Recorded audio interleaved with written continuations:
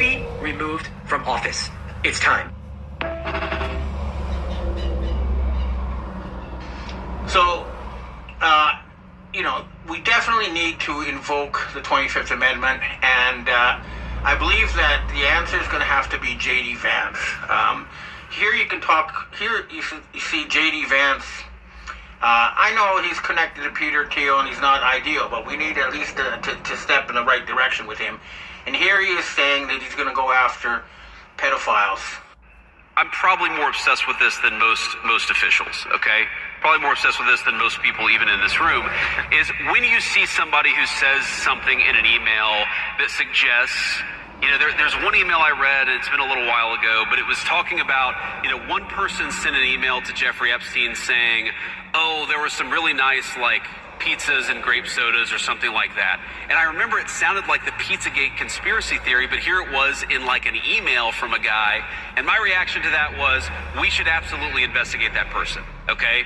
And, you remind me, I'm going to follow up on that to see whether we've investigated that person, because we should. We absolutely should. When you see evidence of sexual assault, sexual misconduct, regardless of whether you're powerful or not, in fact, you should probably investigate it more if you're a powerful person, right? I don't want powerful people, being involved in this disgusting behavior. Okay?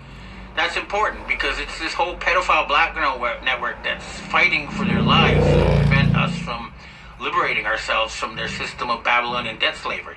And they are slavers. For example, we now have a rabbi explaining to us that Ukrainian women were brought into Israel as slaves, prostitute slaves, against their will. Listen to them talk about it. Thousands of Ukrainian girls was imported to Israel to work in prostitution. In every block you have an apartment of Russian prostitute. We call it Russian because we do not know to tell the difference between Russian and Ukraine. They both look alike and they both speak Russian. We don't know to tell the difference. I guess the Russians, if they even...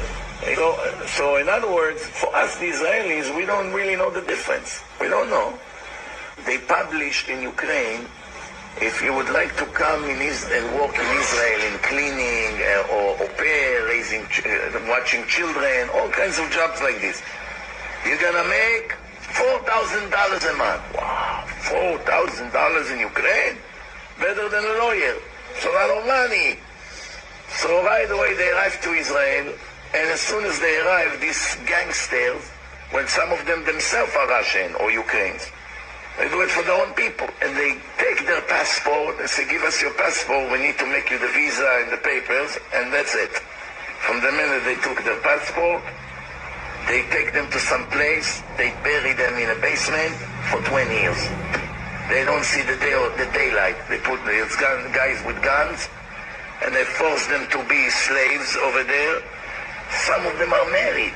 They only came for 2-3 months to make... They thought maybe they're gonna bring back $10,000 and they can live 2 years after that.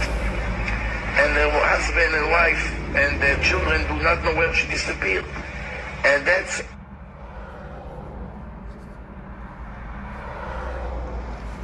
So these are the kind of people who control the so-called U.S. government.